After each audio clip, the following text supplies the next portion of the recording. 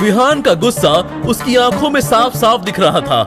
अबे ओ, रुक, जाता कहाँ है?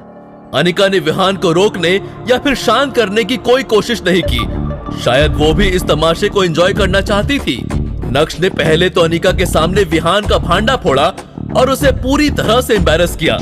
उसके बाद नक्श ने अपनी ही बीवी को सलाह भी दे डाली, जो पिछले 2.5 सालों में उसने पहले कभी नहीं दी थी।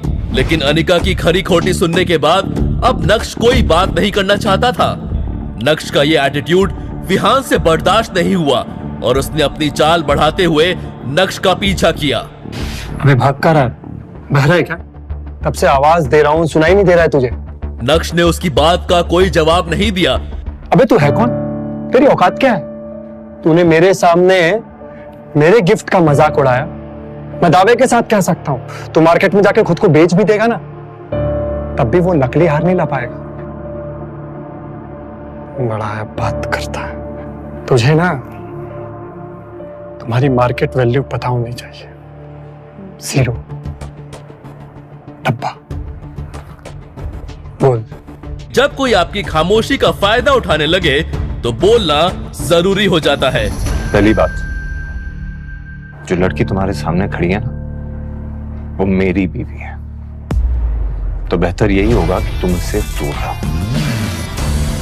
दूसरी बात, तुम्हारा दिया हुआ हीरे का नकली हार की कोई जरूरत नहीं है, कि मैं खुद इसे लाके दे सकता हूं। तो अपना ये ढोंगी दिखावा बंद करो। तीसरी बात,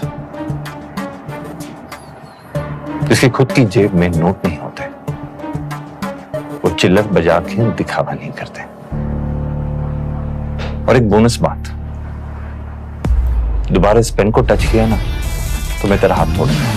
नक्श ने विहान को अपने स्वैग के दर्शन करवा दिए थे। इसी के साथ नक्श ने विहान को एक बाजू ढकेला और ऑफिस से बाहर निकल गया। नक्श के वहां से जाने के बाद कुछ देर तक विहान वहीं खड़ा रहा, लेकिन इतनी बेइज्जती होने के बाद वहां रुकने का कोई सेंस नहीं था। तमाशा खत्म होने के बाद अनिका भी ऑफिस के अंदर चली गई। क्या देख रहे हो तुम लोग? Get back to work. ये अंजी कॉर्पोरेशन का ऑफिस था, जिसकी चेयरपर्सन अनिका थी। अपने कैबिन में जाने के बाद अनिका गुस्से से आग बबूला हो रही थी। पिछले कुछ महीनों से अनिका की कंपनी के हालात ठीक नहीं थे। वो मुश्किल से उसे संभालने की कोशिश कर रही थी। क्या करे उसे ये समझ नहीं आ रहा था। तभी उसे विहान मिला और जब उसकी दोस्ती विहान से हुई तब जाकर उसे पता चला कि वो एक बहुत बड़े परिवार से ताल्लुक रखता है। और बस यहाँ से अनिका ने विहान को अपने जाल में फंसाना शुरू किया। और आज विहान न सिर्फ उसकी कंपनी का बिजनेस पार्टनर है, बल्कि मेजर इन्वेस्टर भी है।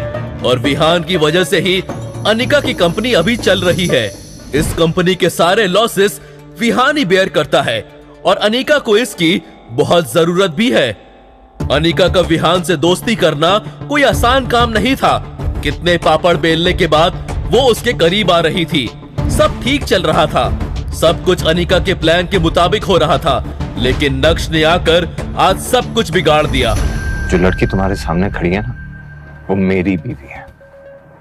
क्या जरूरत थी उसे विहान को ऐसा कुछ कहने की? हार भले ही नकली था, लेकिन ये सब कहकर उसका ईगो हर्ट करने की क्या जरूरत थी? अब पता नहीं वो उसकी कंपनी में अपना पैसा इन्वेस्ट करेगा या नहीं। अगर वो आज नक्श को अपने साथ नहीं लेकर आती तो अभी विहान उसके साथ बैठा होता। अंजी कॉर्पोरेशन के ऑफिस से बाहर आकर नक्श काफी खुला खुला महसूस कर रहा था और नक्श इस शुरुआत को बरकरार रखना चाहता था।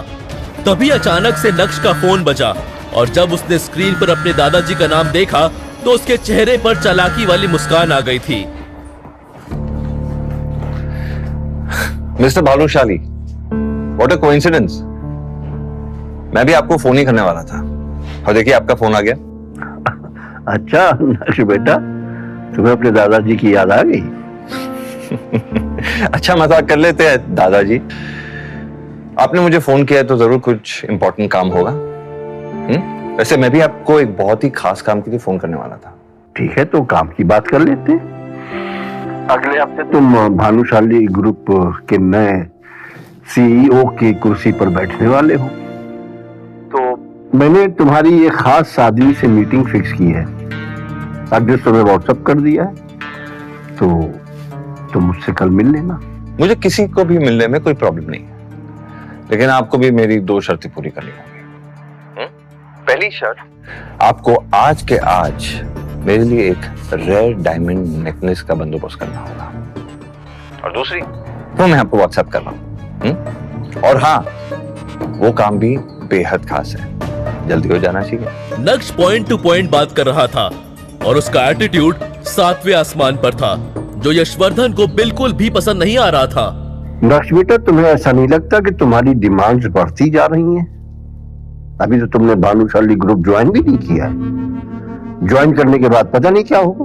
मेरी डिमांड्स बढ़ती जा रही हैं? कम ऑन दादाजी, कैसे बातें कर रहे हैं आप?